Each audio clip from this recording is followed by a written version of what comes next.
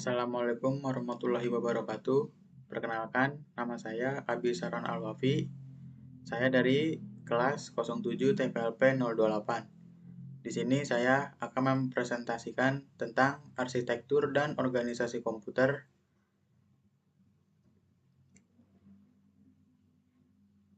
Nah, materi yang saya sampaikan itu yang pertama ada pengantar dan tujuan, yang kedua pengertian arsitektur komputer, yang ketiga pengertian organisasi komputer, yang keempat, perbedaan arsitektur dan organisasi komputer. Dan kelima, komponen utama komputer. Yang keenam itu siklus instruksi. Yang ketujuh itu kinerja komputer. Dan delapan itu kesimpulan. Nah, di sini ada pengantar dan tujuan. Pengantarnya, arsitektur dan organisasi komputer merupakan bidang penting dalam ilmu komputer yang membahas bagaimana sebuah sistem komputer dirancang, diatur, dan dioperasikan.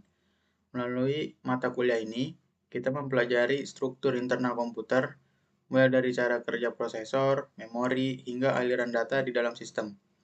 Dengan memahami arsitektur dan organisasi komputer, kita dapat mengetahui bagaimana perangkat keras dan perangkat lunak saling berinteraksi untuk menjalankan program, serta meningkatkan kinerja komputer secara efisien.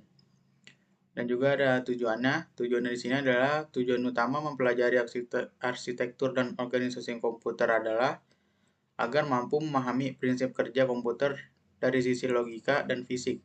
Selain itu, diharapkan mampu menganalisis dan merancang sistem komputer yang efisien, mengenali perbedaan antara arsitektur, desain, konseptual, dan organisasi implementasi fisik, serta memahami bagaimana komponen komputer berkoordinasi untuk memproses data.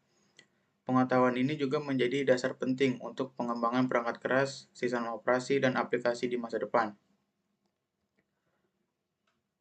Nah, selanjutnya, di sini ada pengertian arsitektur komputer.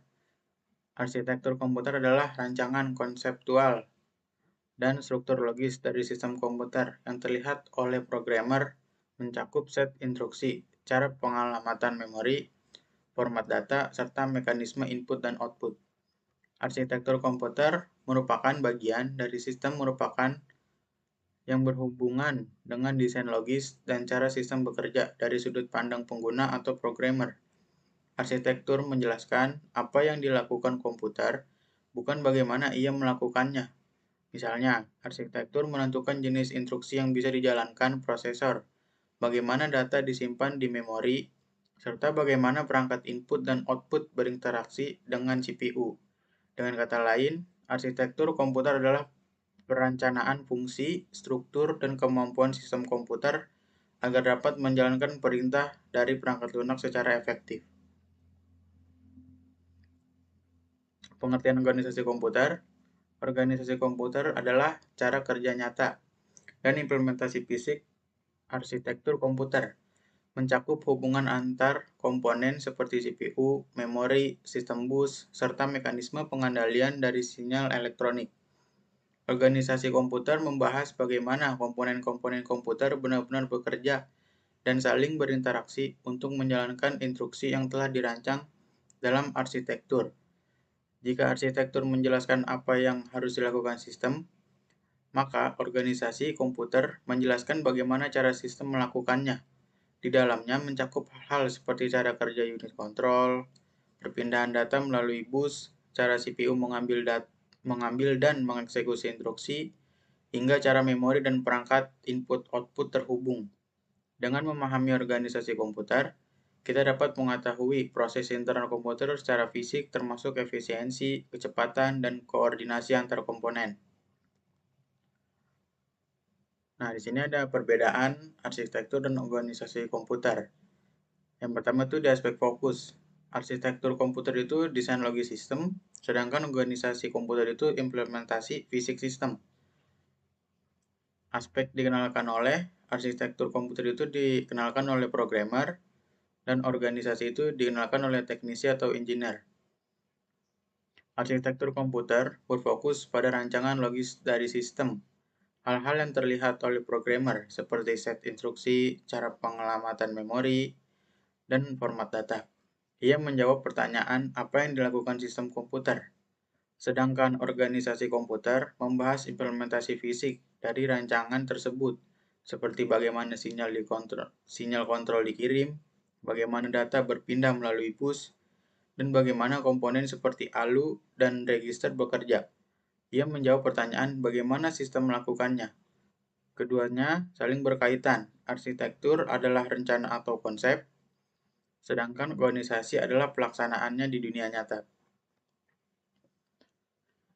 Nah, di sini ada 4 komponen utama komputer. Yang pertama itu ada CPU, Central Processing Unit, otak komputer yang mengelola data dan menjalankan instruksi. Yang kedua, memori utama atau RAM, tempat penyimpanan sementara data dan instruksi yang sedang diproses. Yang ketiga itu ada input-output, yaitu menghubungkan komputer dengan pengguna, misalnya keyboard, mouse, monitor, sound, printer, atau yang lainnya. Yang keempat itu ada bus system. Bus system di sini adalah jalur komunikasi yang menghubungkan CPU, memori, dan perangkat lainnya. Nah, di sini ada siklus instruksi. Siklus instruksi merupakan proses dasar yang dilakukan oleh CPU untuk menjalankan setiap perintah dari program. Setiap kali komputer mengeksekusi atau instruksi, CPU melalui serangkaian tahap yang disebut fetch, decode, execute, atau store. Yang pertama itu ada fetch, pengambilan instruksi. CPU mengambil instruksi dari memori utama menggunakan program counter PC yang menunjukkan alamat instruksi berikutnya. Instruksi yang diambil kemudian disimpan dan di instruksi register. Yang kedua ada decode, penerjemah instruksi. Pada tahap ini, control unit atau CU menerjemahkan atau memecah instruksi agar dapat dimengerti oleh bagian lain dari CPU seperti ALU atau register. Yang ketiga ada execute atau pelaksanaan instruksi, yaitu CPU menjalankan instruksi yang telah diterjemahkan. Misalnya ALU akan melakukan operasi aritmatika atau logika, atau CPU akan mengirim perintah ke perangkat input-output. Yang keempat itu ada store atau penyimpanan hasil. Hasil dari proses eksekusi disimpan kembali ke memori utama atau ke dalam register untuk digunakan pada instruksi berikutnya. Tahap ini terus diulang ribuan hingga jutaan kali per detik, sehingga komputer dapat menjalankan program dengan lancar. Siklus ini adalah inti dari cara kerja semua komputer modern, baik PC, laptop, ataupun HP, smartphone. Nah, di sini ada kinerja komputer. Kinerja komputer menggambarkan seberapa cepat dan efisien sebuah sistem komputer dapat menjalankan tugas-tugasnya. Semakin tinggi kinerjanya, semakin cepat komputer memproses data dan menampilkan hasilnya kepada pengguna. Ada beberapa faktor utama yang mempengaruhi kinerja komputer. Yang pertama itu ada kecepatan prosesor atau clock speed yang diukur dalam satuan gigahertz. Semakin tinggi kecepatannya, semakin cepat komputer mengeksekusi instruksi. Yang kedua itu ada kapasitas dan kecepatan memori atau RAM dan cache. RAM yang besar dapat cepat memungkinkan komputer menyimpan lebih banyak data sementara, sehingga proses multitasking menjadi lancar. Dan yang ketiga, ada jenis penyimpanan SSD atau HDD.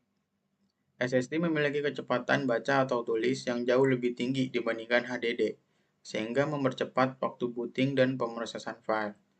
Yang keempat ada jumlah core CPU, yaitu proses multicore dapat memproses beberapa instruksi secara bersamaan, parallel processing, meningkatkan efisiensi sistem.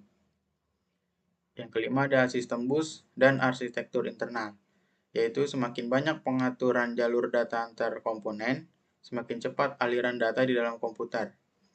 Selain faktor perangkat keras, perangkat lunak juga berpengaruh besar. Sistem operasi dan programmer yang dioptimalkan dengan baik dapat meningkatkan efisiensi penggunaan sumber daya. Kesimpulannya, dari pembahasan tadi, dapat disimpulkan bahwa arsitektur dan organisasi komputer adalah dua konsep yang saling melengkapi dalam memahami cara kerja komputer. Arsitektur komputer menjelaskan rancangan logis dan fungsi utama sistem, bagaimana instruksi dirancang dan data diolah dari sudut pandang programmer.